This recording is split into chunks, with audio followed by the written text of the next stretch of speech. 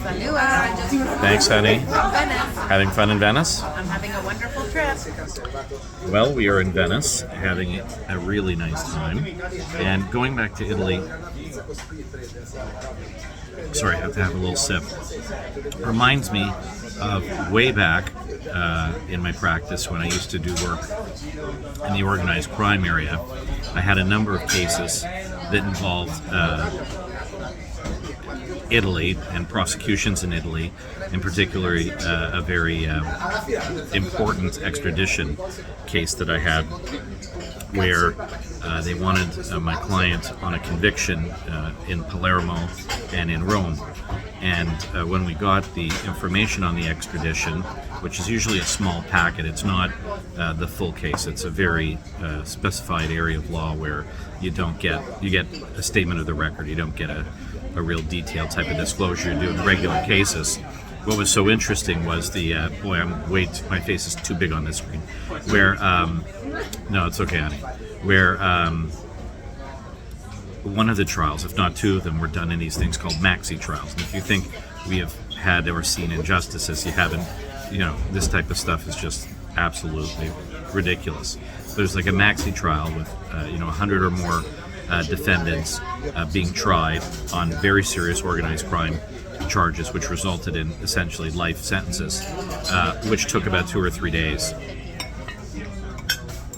And the evidence was admitted through hearsay, affidavits.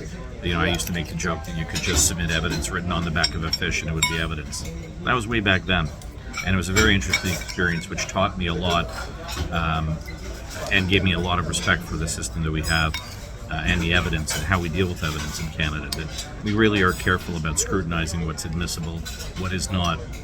In spite of all the things we speak about on the podcast, where we have objections to evidence and many of the new procedures we have in place now, when you think about certain cases, it's something, when you look at other jurisdictions and how they deal with evidence, we really are quite fortunate.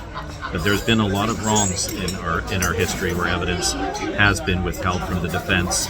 There's a case going on now which is being looked at by the Court of Appeal. I won't talk more about it at the moment, but we're fortunate to have our system and have the evolution of evidence as to what's admissible in Canada, our disclosure process since the inception of the Charter.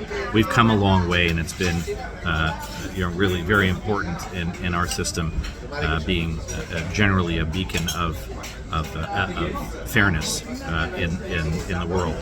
And when I'm here and remembering having to deal with lawyers in Rome and Palermo and talking about the evidence, and actually brought in an expert from Italy on these trial processes here, it was a real eye-opener. So again, I have to say, although I'm very critical about many cases, we have quite an excellent system in Canada.